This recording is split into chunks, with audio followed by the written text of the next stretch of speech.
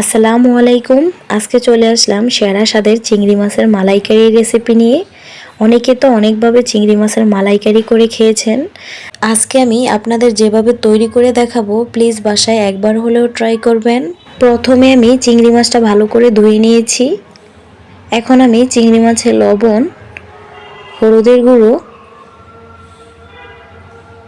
আর দিয়ে দিচ্ছি মরিচের গুঁড়ো দিয়ে চিংড়ি মাছটাকে ভালো করে মাখিয়ে নেব। এখন আমি একটা কড়াইতে পর্যাপ্ত পরিমাণ তেল দিয়ে দিচ্ছি। তেলটা যখন গরম হয়ে আসবে, এখন দিয়ে দিচ্ছি চিংড়ি মাছগুলা।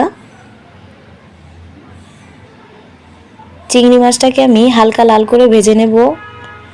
কড়া করে ভাজার প্রয়োজন নেই, কড়া করে ভাজলে চিংড়ি মাছটা খেতে ভালো লাগবে না।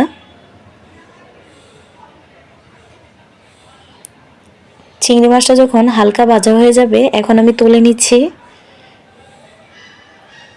যে তেলে আমি চিংড়ি মাছটা ভেজে নিয়েছিলাম, সে তেলে দিয়ে দিচ্ছি 3 টুকরো দারচিনি, 3টা এলাচ, 6টার মতো লবঙ্গ আর 2টা তেজপাতা মাঝখান থেকে কেটে দিয়েছি।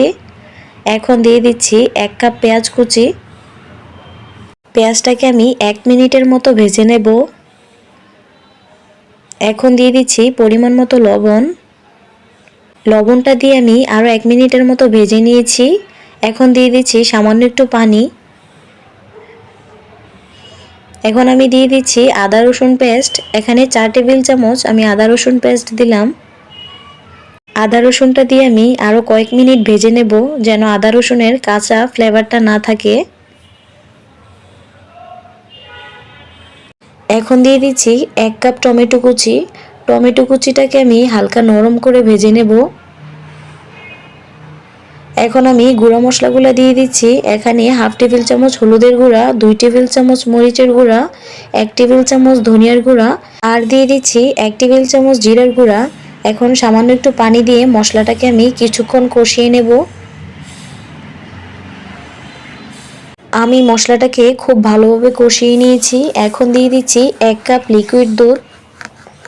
দুধটা আমি মশলার সাথে ভালোভাবে মিশিয়ে আরও কয়েক মিনিট রান্না করে নেব। এখন আমি দিয়ে দিচ্ছি মাঝখান থেকে কেটে কয়েকটা কাঁচামরিচ।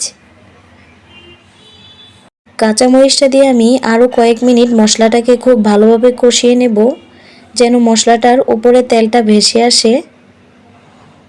যখন মশলাটার উপরে তেল ভেসে আসবে, আমি এখানে চিংড়ি মাছগুলো দিয়ে দেব। চিংড়ি মাছটা দিয়ে আমি মশলার সাথে খুব ভালোভাবে মিশিয়ে নেব। চিংড়ি মাছটা আমি মশলার সাথে খুব ভালোভাবে মিশিয়ে নিয়েছি। এখন একটা ঢাকনা দিয়ে ঢেকে 1 মিনিটের মতো রান্না করে নেব। চিংড়ি মাছটাকে একটু পরপর নেড়ে দিতে হবে, না হয় নিচে মশলাটা পুড়ে যেতে পারে। মশলাটা পুড়ে গেলে কিন্তু চিংড়ি মাছের যে আসল টেস্টটা আছে সেটাই নষ্ট হয়ে যাবে।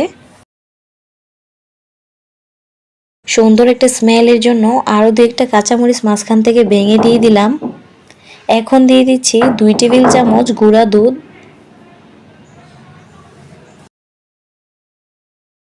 এখন আমি দিয়ে দিচ্ছি সামান্য একটু পানি। সব কিছু আমি ভালোভাবে এখন মিশিয়ে নিচ্ছি। সব কিছু মিশিয়ে 3 মিনিটের মতো রান্না করে নিয়েছি। এখন আমি দিয়ে দিচ্ছি ধনিয়া পাতা কুচি। এখন আমি উপর দিয়ে মাওয়া দিয়ে দেব। 1 টেবিল চামচ ঘি আর 1 টেবিল চামচ গুঁড়া দুধকে একসাথে মিশিয়ে আমি মাওয়া তৈরি করে নিয়েছি। চিংড়ি মাছে এই মাওয়াটা দেওয়ার চেষ্টা করবেন, তাহলে চিংড়ি মাছটা খেতে অনেক গুণ মজা হয়। আমার এই রেসিপিটা যদি আপনাদের ভালো লাগে, তাহলে প্লিজ আমার ভিডিওতে একটা লাইক দিয়ে দিবেন, ফ্যামিলি ফ্রেন্ডসদের সাথে শেয়ার করবেন আর আমার চ্যানেলটাকে সাবস্ক্রাইব করে আমার পাশে থাকবেন। আজকে তাহলে যাই, আগামীকাল দেখা হবে নতুন আরও একটা ভিডিওতে। সবাই ভালো থাকবেন, সুস্থ থাকবেন। আল্লাহ হাফেজ।